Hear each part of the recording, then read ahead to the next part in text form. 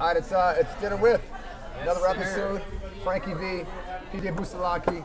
We got Matt producing back there, and tonight is with the legendary Todd Durkin of the fitness world and Meal Prep Company's very own Jimmy. Yeah. Best kept secret. Yeah. Play hard, work hard, play hard, work hard, play Morning, hard. morning, sleepyheads. Time to rise and shine and get the little sleepies out of the eyes. We talking championship mindset today, baby. World ain't all sunshine and rainbows. It's a mean and nasty place. It don't matter if you're a kid, you're in college, you're in the pros, whatever it is. Man, you gotta have your mind right. Let's go have some fun with these fire-breathing dragons. Rock and roll, baby. Cheers, real quick. Cheers, baby. Cheers, fellas. Cheers. I mean, we're just talking about you, Todd Durkin, for a second. Those that might not even know who you are. Who are you? I'd say that in my mind, and correct me if I'm wrong, the #1 trainer in America, seen on Netflix, also seen across America and the world as a motivational speaker, and pretty much the guy that can transform your life from miserable to amazing through fitness. Wow. Resume. There it is, right there. That's it right there. You know what? Number one, I love life. Yeah. That's the bottom line. Man. I love life. You know, I think whenever you look back, and really where it comes from is I'm the youngest of 8 kids. I'm a runt. So growing up with no money, divorced parents, lunch tickets, you know, I grew up knowing I had to scrap for everything I got. I grew up in New Jersey. Yeah. And Dirty Jersey. baby. Dirty fist pump, baby. Yeah. Home. And just through a long, circuitous route, man. Just through hard work. Got a football scholarship back in the day. Went down to William Mary, played ball. I went overseas and played football. I blew up my back over there. Even though my dream was to play in the NFL, Right. God had a different plan for me. And for 5 years, I went down this path to heal without surgery. And I didn't know it, but the plan was to eventually take everything I had always learned in my undergrad degree in kinesiology, put it into fitness and sports training, conditioning, and I opened up my gym in the year 2000. No clients, no money, no business plan. Stupid way to start a business. You got a dream. You got a dream. Absolutely dumb. We're talking about Fit Quest 10. It's right next door to where we're at right now. Yeah. Is that not considered one of the top gyms in America right now? It is. You're probably like, where are we right now, right? Right. And that's the crazy thing. I thought the same thing when I found out. I was a grad student at San Diego State, and I got lost. Literally, I got lost driving my car. I was going to a health fair. Yeah. Found this place called Scripps Ranch. And I was like, sounds kind of nice. Got lost, got turned around, realized second floor, 2,000 square feet, looked in this building, and sometimes you get a vision, you know, whether it be a restaurant, you know, career. I saw people in there, visualizing people in there with my studio. I wanted to combine training, sports performance, and body work. Nowadays, training studios are all over the place. Back then, all it was big box gyms. Right. Jack LaLanne, LA Fitness, 24-hour fitness. So people, right here where I'm sitting, they're saying, wait a second, you're opening up a studio where you don't have memberships and you have to get paid only because people come train with you?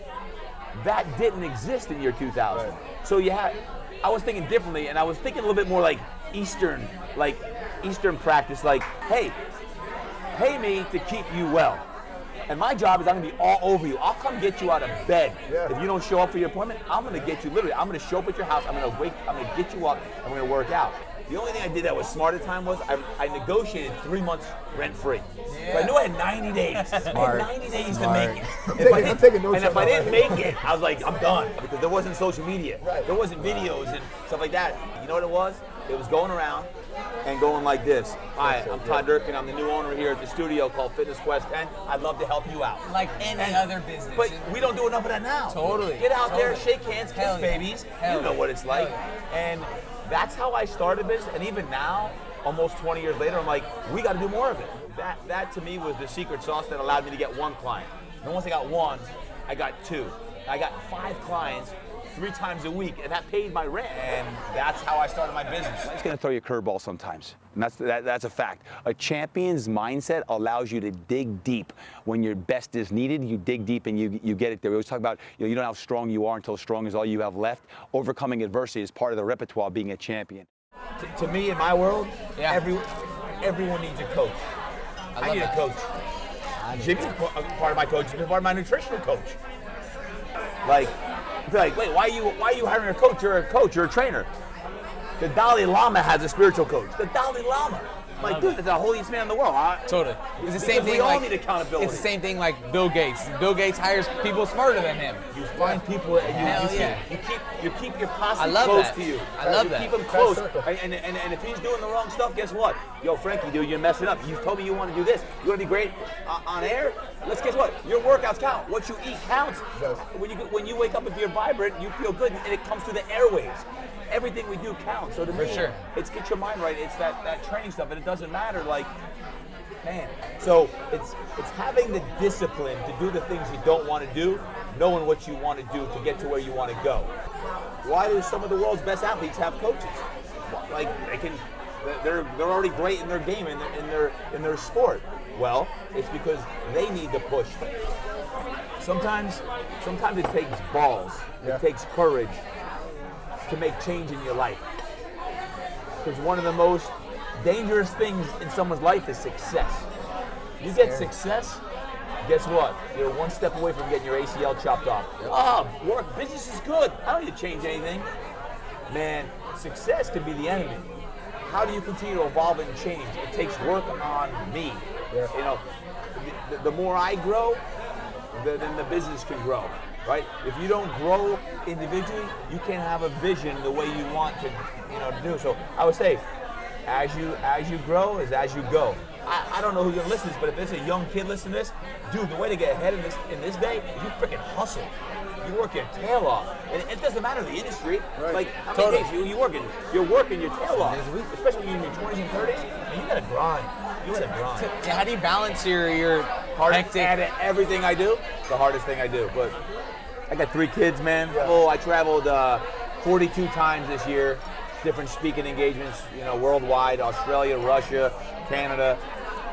The hardest thing I do, it's not going and doing a talk. It's not at the gym and balancing out employee issues or challenges or 42 people. And it's balancing my entrepreneurial desires and pursuits to change the world with making sure my family, who I love the most, stays a priority. Look at you. You're a great husband. I've seen your wife. I met her. Crazy. You're a great dad. You're saying with so all you have going on, amazing. and from a business standpoint, It's great. You have it. You know what? Dialed in to the point that we sit here. I have bad days. I had a tough day today. I had to deal with some adversity today. Yeah. But you know what I said earlier? I texted someone. I said, you know what? I know the sun's coming up tomorrow, and I will kick tomorrow's ass. Like, no one likes to get their ass whooped. No one likes to lose a game. No. But my mentality before dinner was, I can't wait for the sun to come up tomorrow because I'm kicking ass tomorrow. So like, I won't, mindset-wise, sometimes I'll lose. I'll take some L's. I'm not perfect. I'm far from it. The one thing I do, and I'm a man of faith, I do try to lean on my faith, and I always come back to this, and I said it on this text. These aren't third world problems that I'm having. Hell yeah. And I always say to myself, these aren't third world problems I'm having. And someone's got it way worse than me right now. I say that's the self-talk I have, and I'm a huge believer in self-talk, and I'm always talking to myself all day. Every rep counts. Every set counts. Don't take a rep off. Don't take a sprint off. So when you dream big, it's the little things that add up. Small victories over time allow you then to get the victory that you want, to dream big. See, all of us have gifts. Tap into them. I'm so man. stoked. That's You awesome. know, you talk about you have a book. You have a show that's now on Netflix. Yep. I mean, it's ridiculous. And you step back and look at your own life, right? Is it crazy to you sometimes? Is it crazy to say, I have a book, I have a TV show, I have a gym, and I started with nothing? How fucking cool is that? I don't stop long enough to think about it. To me, in my mind, it's always, and this isn't a good thing, it's always like, what's next? East Like, I'm Coast, working right? on a I'm book the same right way. now. It's already on to the next book. Here's the thing, y'all can relate. A lot of times success never happens as fast as you want it. No. Yeah, I look back, I'm like, yeah, I have a book and I've got this accolade. But like, you know what? I've learned this from the athletes I work with, man, success is fleeting. Yeah. You're a success today, and tomorrow you could be done. One bad mistake, one bad move, things like that. So the thing I keep chasing, it's not necessarily success, and this is the God's honest truth. I ask myself every day, how can I be more significant? What gets me off and what fires me up is when I get an email from someone like I got today that this dude was going to commit suicide and he read my book and that saved his life and he didn't do it. That to me is significant. One of the questions I always ask people when I'm coaching them is this: what are 5 things that move your soul? What do you love to do? Like, when you write that down, what are the 5 things you love to do? And how do you spend 80% of your time doing the things you love to do? For me, I know I love to write, I love to speak. Like when I'm up on the platform doing a keynote, I love it. My soul is on fire. So when I'm speaking, when I'm writing, when I'm coaching, when I'm in the trenches coaching my athletes, it's on fire. When I'm leading, I love leading in the fitness industry and family time. Those are 5 things that I love to do. If the majority of my time is spent in those things, that allows me to focus in my wheelhouse, what I'm great at. Now what happens is, if I take on too many opportunities that are not related to those 5 things, I'm not happy. That creates anxiety because I'm saying yes to everything that comes my way. And I've gotten better along the way of saying no to the things that aren't in those 5. My dad died when I was 20 years old of a massive heart attack. He was my best friend, my biggest cheerleader, my mentor, my everything. And every single day when I was in college, I got a handwritten letter. He lived in New Jersey. I went to school in Virginia. He'd send me a letter every day. I'd go to the mailbox, there'd be a letter, and in that letter, it could be on the back of a McDonald's menu because he didn't have any money. Hey, thinking about you, I love you, I'm proud of you. And it'll be like a press clipping of a sports page every day. When my dad died, massive heart attack, I fly back to Jersey. It's the lowest I've ever been in my life. I question my faith. I question everything. Do I want to go back to school? I was competing for a starting quarterback job at William & Mary. I didn't even care about football anymore.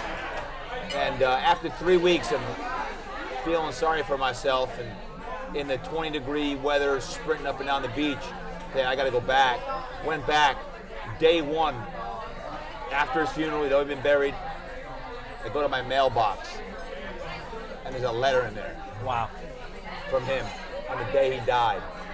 Coincidentally, or not, in that letter, he said, I'm really proud of you. I don't know what you're going to do when you grow up. Maybe you'll be a policeman, maybe you'll be a coach, maybe you'll be a doctor, attorney. I went through all these fields.